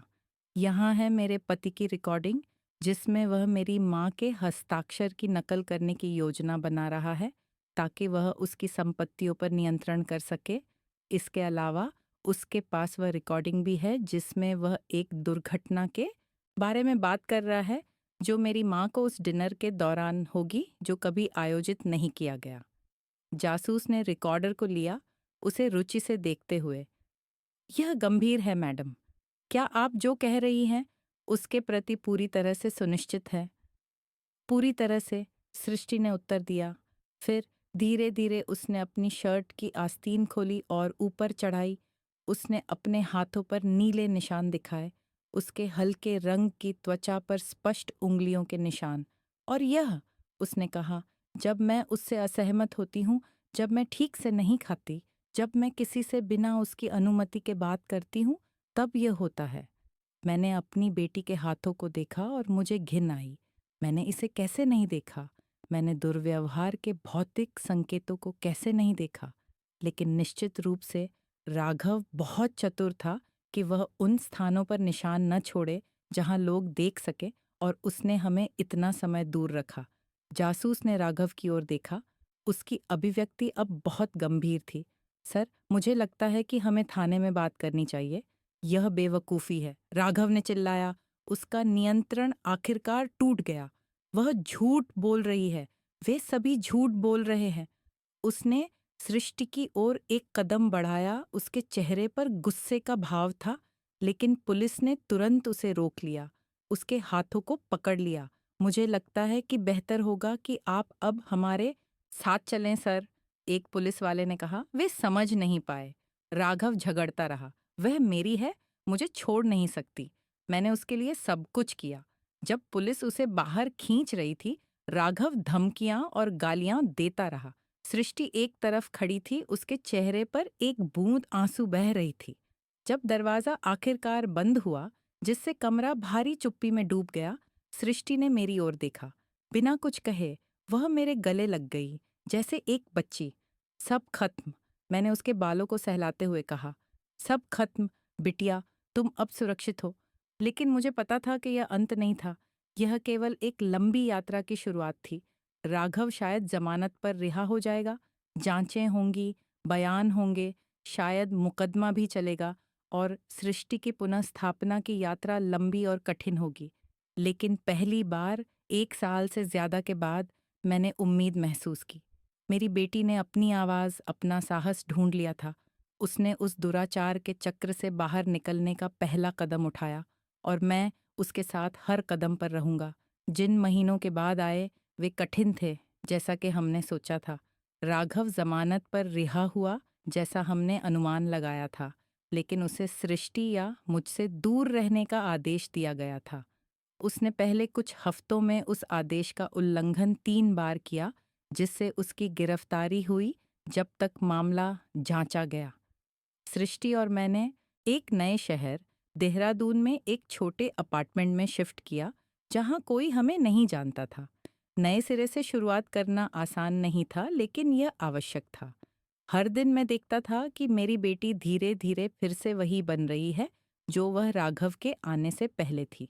पहले कुछ हफ्ते सबसे कठिन थे। सृष्टि स्पष्टता और ताकत के क्षणों के बीच झूलती रहती थी और गहरी शंका के द्वार में पहुंच जाती थी, जहां वह यह सवाल करती थी कि क्या उसने राघव को छोड़कर सही किया। अगर वह सही है, उसने एक रात हमारे नए अपार्टमेंट के बालकनी में बैठकर तारे देखते हुए फुसफुसाया, अगर मैं उसके बिना जी नहीं पाई, तुमने उसके बिना 25 साल जिया। मैंने कोमलता से जवाब दिया, तुम एक अद्भुत, स्वतंत्र, सपनों और योजनाओं से भरी इंसान थी। मुझे उस इंसान की याद नहीं है, उसने स्वीकार किया। उसकी आवाज़ लगभग एक फुसफुसाहट थी। मैं याद करती हूँ, मैंने उसका हाथ थामते हुए कहा, और मैं तुम्हें उसे फिर से ढूंढने में मदद करूंगी। सृष्टि ने डेनिस के साथ थेरेपी शुरू की, जिसने हमें आर्थिक रूप से स्थिर होने तक मुफ्त में उसकी देखभाल करने की पेशकश की। सत्रों में वह धीरे धीरे उन परतों को उधेड़ने लगी जो राघव ने उसके चारों ओर बनाई थीं। हर नए खुलासे के साथ मेरा दिल थोड़ा और टूटता गया। कैसे वह उसे खा जाने के लिए दबाव डालता था, यह कहते हुए कि वह मोटी है जबकि वह वास्तव में खतरनाक रूप से पतली थी।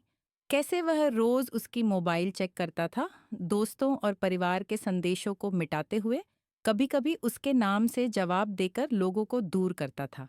कैसे उसने उसे यह विश्वास दिलाया कि मैं जहरीली, नियंत्रक और उनकी खुशी से जलती हुई हूँ। मैंने उस पर विश्वास किया। उसने एक दिन मेरे गले में रोते हुए कहा। मैंने उस पर विश्वास किया जब उसने कहा कि तुम हमें अलग करना चाहती हो क्योंकि तुम जलती हो।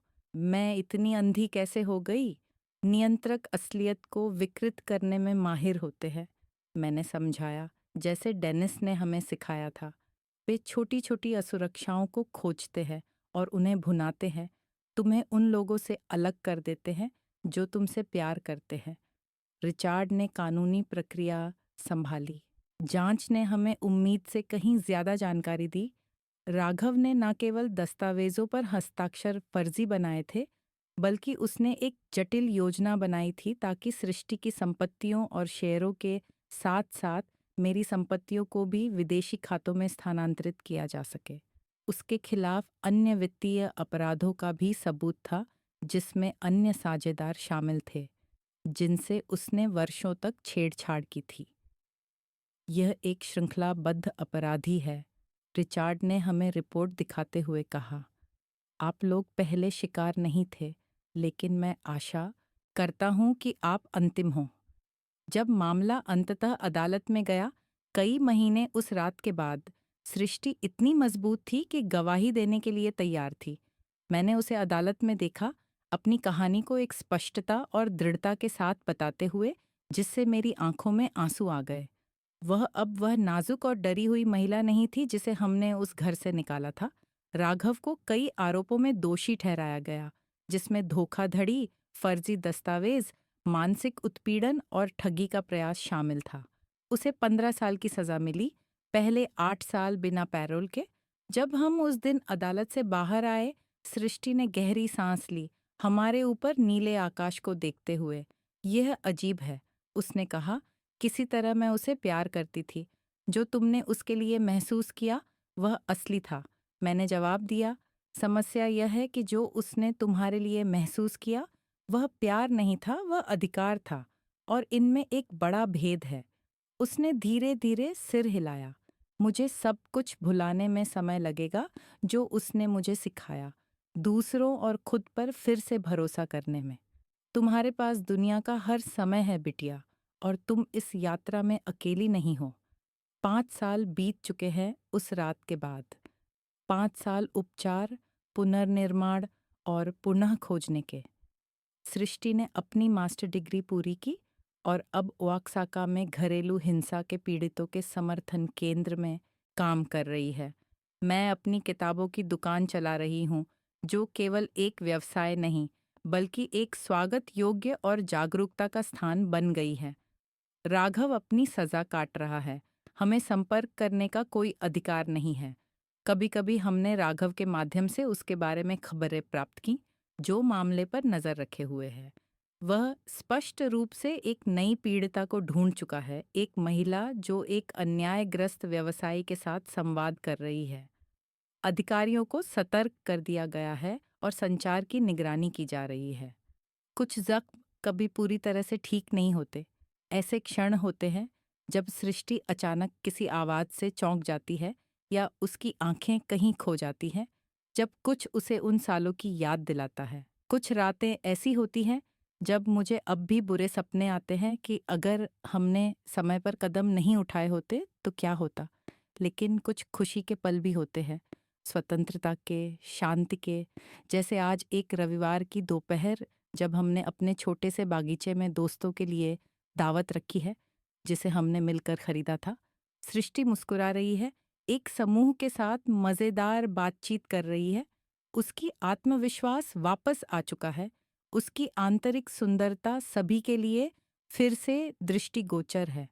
साक्षी यहाँ है, उसने भी राघव के घर में नौकरी छोड़ दी है, जिसे मुआवजा चुकाने के लिए बेचा गया था, और अब वह हमारे साथ किताबों की दुकान में काम कर रही है। वह और सृष्टि एक मजबूत दोस्ती विकसित कर चुकी है, साझा अनुभवों के बंधन में बंधी है। राघव, कार्लोस और डेनिज हमारे चुने हुए परिवार का हिस्सा बन गए हैं।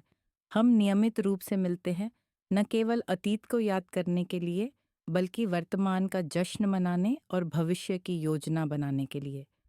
जब मैं उस दृश्य को देखती हूँ, मेरी बेटी खुश है, उन लोगों के बीच जो सच में उसकी परवाह करते हैं, मुझे गहरी आभार की भावना होती है। केवल जीवित रहने के लिए नहीं, बल्कि फिर से जीने के लिए सीखने के लिए। सृष्टि मुझे देखती है और मुस्कुराती है। वह मुस्कान उसकी आंखों को रोशन करती है और मेरे दिल को गरमाती है। वह दोस्तों से माफ़ी मांगती है और मेरे पास आकर बागीचे की बेंच पर मेरे बगल में बैठ जाती है। तुम किस बारे में सोच रही हो? वह पूछती है, मेरे कंधे पर सिर रखकर, जैसे वह छोटी थी। जीवन कितना अजीब है, मैं जवाब देती हूँ। कभी कभी हमें घर लौटने के लिए नर्क से गुजरना पड़ता है। वह सिर हिलाती है, पूरी तरह से समझते हुए। तुम्हें पता है मैंने इससे क्या सीखा? वह एक क्षण की चुप्पी के बाद कहती है, क्या बेटी? सच्चा प्यार कैद नहीं करता, न ही नियंत्रण करता है, न ही घटाता है। सच्चा प्यार स्वतंत्रता देता है, ताकतवर बनाता है, बढ़ाता है। वह मेरा हाथ अपने हाथ में कस के पकड़ती है। मेरे चेहरे पर चुपचाप आंसू बहते हैं। 5 साल पहले मैं निराश थी। अपनी गाड़ी में बैठकर एक खिड़की के माध्यम से अपनी बेटी को देखते हुए यह समझने की कोशिश कर रही थी कि हम इस बिंदु तक कैसे पहुंचे। आज वह यहाँ है, मेरे पास, उन अदृश्य जंजीरों से मुक्त जो उसे बांधती थीं, और मैं यहाँ उसके ठीक होने के चमत्कार का साक्षी हूँ, ये जानते हुए कि चाहे रात कितनी भी अंधेरी हो, हमेशा हमेशा एक नई शुरुआत का अवसर होता है जब सुबह होती है। माँ, सृष्टि कहती है, मेरे विचारों को इंटररॉम्प करती है। हाँ, मेरे साथ कभी हार नहीं मानने के लिए धन्यवाद। मैं उसकी फॉरहेड को धीरे से चूमती हूँ। यही माताएं करती हैं बेटी, वे कभी हार नहीं मानती। और जब सूरज क्षितिज पर ढलने लगता है, हमारे छोटे बागीचे और उन लोगों पर सुनहरे रंग बिखेरते हुए जिन्हें हम प्यार करते हैं, मुझे पता है कि हम अंततः घर पर हैं, न कि किसी भौतिक स्थान पर, बल्कि उस सुरक्षित स्थान में जो हमने एक दूसरे के लिए बनाया है, जहाँ प्यार सच्चा है, सम्मान आपसी है और स्वतंत्रता सबसे ऊपर है। कुछ कहानियों का सुखद अंत नहीं होता। हमारी कहानी भी शायद उनमें से एक थी, लेकिन साहस, दृढ़ता और सच्चे प्यार के कारण, वह प्यार जो सम्मान करता है, जो ताकत देता है, जो स्वतंत्रता देता है, हमने अपने भाग्य को फिर से लिखने में सफल रहे। और यही संदेश है जो हम सभी सृष्टियों और कर्णिकाओं से साझा करते हैं जिन्हें हम मिलते हैं। अपनी कहानी को फिर से लिखने के लिए कभी भी बहुत देर नहीं होती। अंधेरों से भागकर प्रकाश की ओर चलने के लिए कभी भी बहुत देर नहीं होती। घर लौटने के लिए कभी भी बहुत देर नहीं होती। अब अगर आपको यह कहानी पसंद आई तो कृपया सदस्यता लें और मुझे टिप्पणियों में बताएं कि कौन सा हिस्सा आपको चौंका गया। और हाँ, विशेष वीडियो तक पहुंच के लिए सदस्य बनना न भूलें, जो मैं यहाँ नहीं प्रकाशित करती। मैं वहाँ आपकी प्रतीक्षा करूंगी।